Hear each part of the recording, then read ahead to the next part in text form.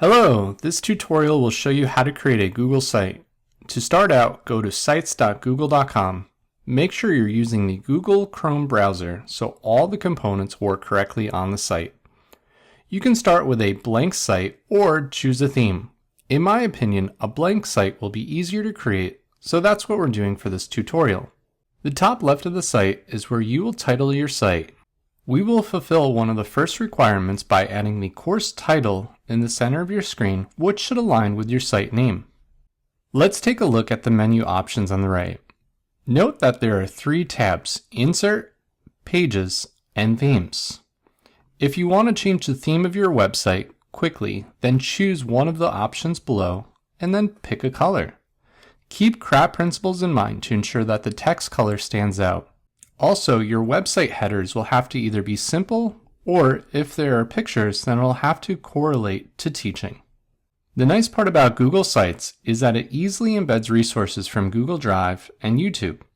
Keep in mind that all documents and slides must be added to Google Drive before they can be added to your site.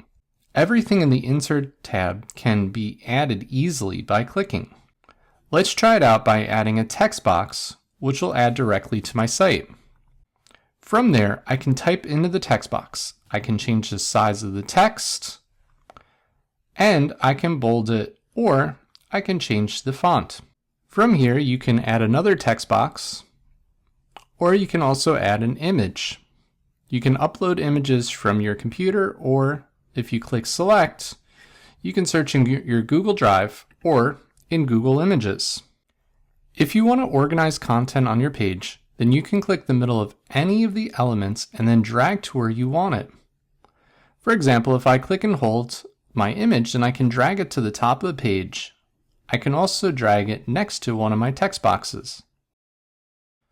I could reorganize my text boxes if needed. At this point, you have the home page of your website. There are a couple of other things that you might want to do on this page. For example, if you wanted to change the background of the header image, you can click the header image and the drop-down and search for an image or upload an image.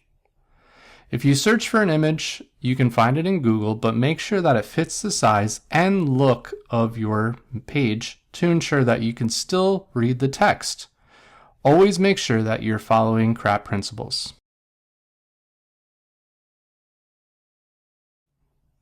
Next, we will work on pages and subpages.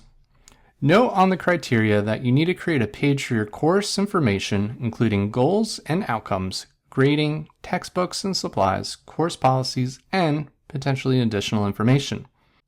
You will also add a page for course module and the content required within that module. To fulfill this requirement, you will create a page for the module overview, topics, to-do list, and assignments. Let's click the Pages tab in Google Sites. Here you will see that we only have a home page. If you go to the bottom, you will click the plus symbol to add a new page.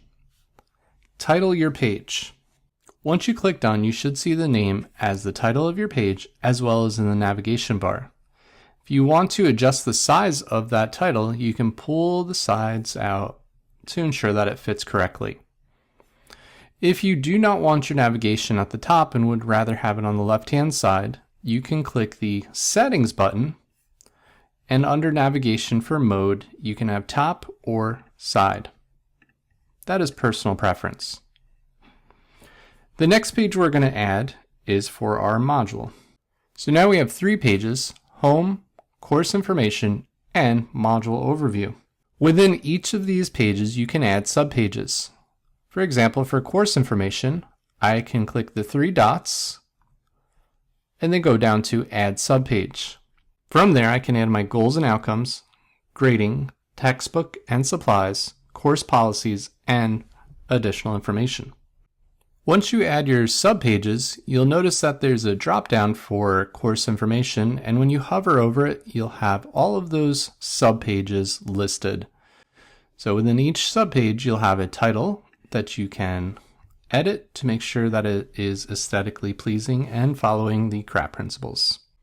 The next thing we're going to do is go to Module Overview. We're going to add these subpages, such as the topic pages, to-do list, and assignments. So now we have the pages and subpages set up. Right here I have 3 topics listed, but you may need more for your specific course.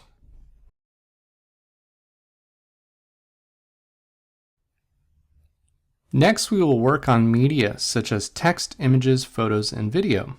To start out, we're going to add all of our artifacts to Google Drive.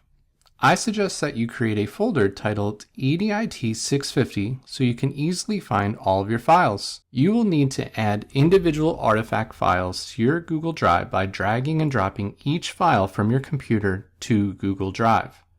This will allow for seamless addition of your artifacts on your website since Google Sites and Google Drive are the same company.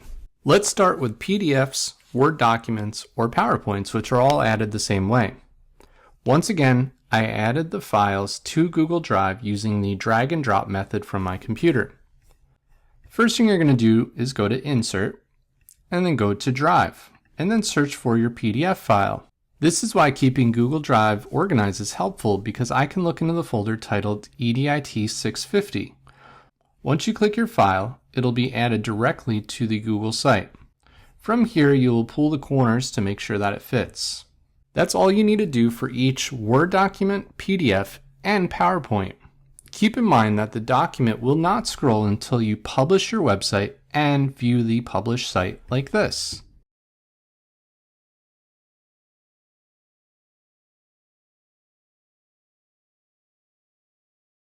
Now let's check out how to add a YouTube video.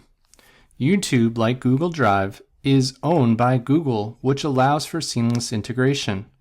In Google Sites, you will click YouTube. You can add a YouTube video in one of 2 ways. First, you can open your YouTube video in a separate tab and then copy the URL.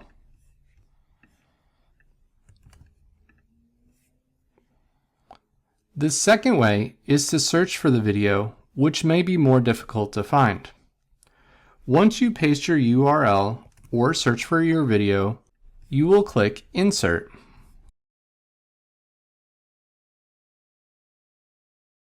Once added, you will pull the corners to fit the page. Your video will not play from this page until you click Publish and checked out your Publish page. Now let's add an image. In Google Sites, you will click Images. If you click Select, it'll search your Google Drive for images. Otherwise, you can upload from your computer. Once you find your image in Google Drive, select it and then click Insert.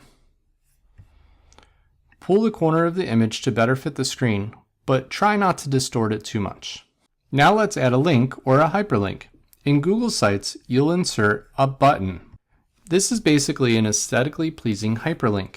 Go to the desired website and copy the URL, which is at the top of the page. Then go to Link and paste the link. Give a name to your button. Click Insert to add to your page. Sometimes you have to pull the side to make it a little bigger.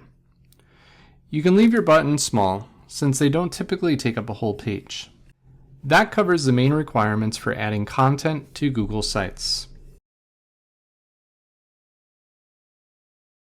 Once you add your pages, subpages, and content, then you are ready to publish. Click Publish in the top right-hand corner. Hitting Publish saves your website.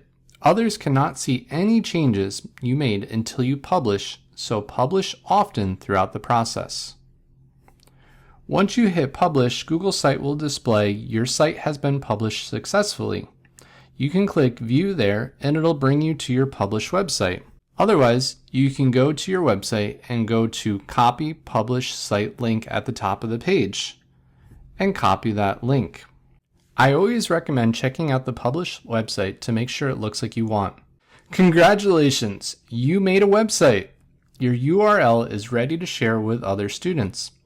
If you have any questions, please let your instructor know.